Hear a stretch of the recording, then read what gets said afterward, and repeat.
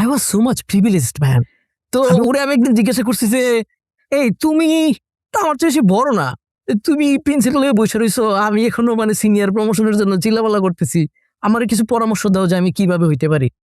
তো যেহেতু সে আমার মেন্টর ছিল, সে বলছে, উমর তুমি তোমার লাইফ সম্পর্কে অনেক কথা বলছো, যে তুমি ইউনিভার্সিটিতে অ্যাপ্লাই করছো নিজের শরীরের রক্ত বিক্রি করে, এবং আমাদের ওই কালচারে এটা তো মানে ব্রুটাল ম্যান। মানে তুমি এরকম কষ্ট করে পরিবারে আসছো যে মানে তোমার রক্ত বিক্রি করা লাগছে, তুমি এমন গল্প বলছো যে তোমার ঘরে তেল নাই দেখে তুমি তোমার চাচার ঘরের বাহিরের লাইটের মধ্যে গিয়ে তুমি পড়ছো। কিন্তু আমার কথা এবার শোনো, I was so much privileged man, আমি অনেক প্রিভিলেজড। তো কিভাবে? সে বলে যে আমি ক্লাস 7 থেকে প্রোগ্রামিং করি। আমার বাবা হচ্ছে একজন ফিজিক্সের প্রফেসর বা ম্যাথের প্রফেসর বলছিল, আমার মা হচ্ছে ফিজিক্স অথবা ম্যাথের প্রফেসর একটা ইউনিভার্সিটিতে, আমার দাদা হচ্ছে উজবেকিস্তানের শিক্ষার প্রধান বা ধরো শিক্ষামন্ত্রীর মতো পজিশন হোল্ড করে। যেই বাড়িতে আমি বড় হয়েছি উমর, আমার এরকম বাড়ি আমার জীবনে আমি করতে পারবো না। কিন্তু I was so obsessed with computer programming.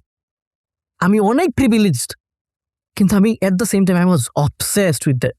তো এইবার ক্লাস 7 থেকে তুমি কতদিন ধরে কোড লিখো? আমি কই 2014 সাল থেকে চাকরি শুরু করছি, এখন 2022।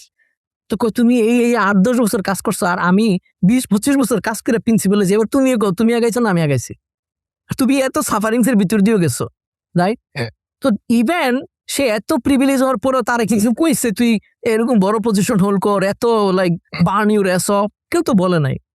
হি did because he love it, and he still does because he love it. দিন রাত কাজ করে ডকুমেন্ট লিখে, আমি তার তো দেখতাম ডকুমেন্ট গুলো কখন রিভিউ করতেছে, আমি দেখতেছি না, সে কোন সময় মেসেজে রিপ্লাই দিতেছে আমি তো দেখতেছি, রাইট?